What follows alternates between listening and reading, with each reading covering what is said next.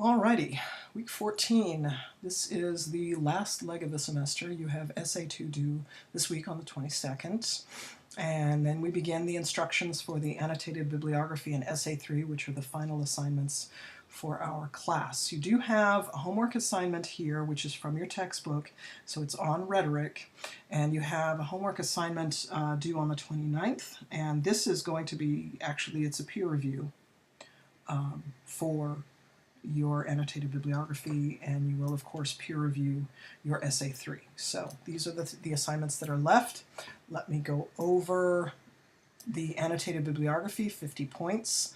To clarify, repurposing your own research and your own writing for Essay 2 is expected and welcomed. Repurposing your group members' sources is acceptable. This is a form of professional collaboration. Repurposing your peers' original writing is plagiarism. So let's not do that. Required sources for annotated bibliography in Essay 3. You need the same sources for both assignments. You need at least 2 opinion pieces. They have to disagree with each other. These opinion pieces may be editorials, they may be op-eds, and they may be opinion articles. They need to be found, preferably, in national newspapers. The New York Times, the Washington Post, the Los Angeles Times, the Chicago Tribune, the Boston Herald, the San Jose Mercury News. There are a number of national newspapers. They are national because they are read widely across the country. And they are read widely across the country because they have very, very high caliber journalists working for them. People who are highly educated, who do research all the time, and who have a lot of information about what's going on your subject. Now, if you cannot find national opinion pieces about something that's going on in Fresno County, let's say it's going on in it's possible. Maybe you are looking at something that's happening in Fresno County and nowhere else. It's highly unlikely, but it's possible. If you're looking at something that's happening in Fresno County and nowhere else, and the national news is not talking about us, because a lot of times they don't, but sometimes they do, then you go to your local newspapers. Please do not include letters to the editor unless you can establish that the author is highly expert in the relevant field. Let's see. You need at least 1 U.S. government website, USDA, CDC, Census, Labor.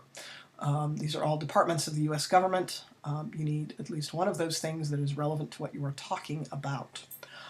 You need at least 1 local government webpage from Fresno County or one of the cities within Fresno County. You need at least 1 nonprofit website supported by experts in the field. For example, NRDC is the National Research Defense Council. That particular organization is backed by biologists primarily. So those are experts in the field of our national resources. You need at least 1 peer-reviewed article, and it must come from EBSCOhost Academic Search Premier. You need at least 1 Credo reference article. This is it's in the college library databases. You go there, you search the databases by alphabet, you select C, and you find Credo, and it's got access to wonderful dictionaries and encyclopedias, and the article, you type in your subject matter and articles pop up. So you need at least 1 of those. And in substitution for any single source above, you may use 1 book written by an expert in the field that the book discusses. And I will add to this that all of these sources must have been published between 2014 and now. Sources more than 5 years old cannot speak to what is happening in our world at this moment, so the sources need to be current. The content and organization of the annotated bibliography. All 7 required sources must be cited in your annotated bibliography. 4 of these sources must be followed by a 2 to 3 sentence summary that explains what the source offers you. So for the opinion pieces, you want to focus on the claim and the argument that supports it. For a government page, that's going to be largely data, so you want to summarize the data that's offered there that's relevant to your point. Your peer-reviewed article is going to offer you findings from a study, so you want a 2 to 3 sentence summary of their findings. 3, you need a short introduction to your annotated bibliography. And in that introduction, you explain your issue, you explain what is at stake, and you explain what the opposing opinions are. The annotated bibliography is formatted similar to a works cited page, except that it's going to have the heading with your name and so forth. Below the heading, you're going to center justify a title for your annotated bibliography. Below the title, in italics, we need a block paragraph, introduction to your annotated bibliography. And in that block paragraph, you set up the conflict about your issue. This introduction should be organized one of the following ways. You can organize it pro-con, or you can organize it historically. Either way should work very nicely for this type of document. Below your block paragraph introduction, you'll use proper formatting for a works cited page in MLA style. Make sure that you have hanging indents for the citation. And then the summaries for at least 4 of them will follow the given entry. Essay 3 has up to 150 points possible. 2,000 word minimum, must include in-text citations and works cited page. You're not going to offer the annotated bibliography with your Essay 3. These are 2 separate assignments. So the Essay 3 has a works cited page. It does not have an annotated bib. Your Essay 3 is a problem solution argument. All sources must contribute meaningfully to the analysis. And of course, you can repurpose your own stuff, and you can repurpose sources that you found by reading your partner's work. But you cannot, of course, you cannot use anything that your partners have written. You may not use their original writing. Problem solution arguments argue for problem and solution. The introduction should do these 3 things, right?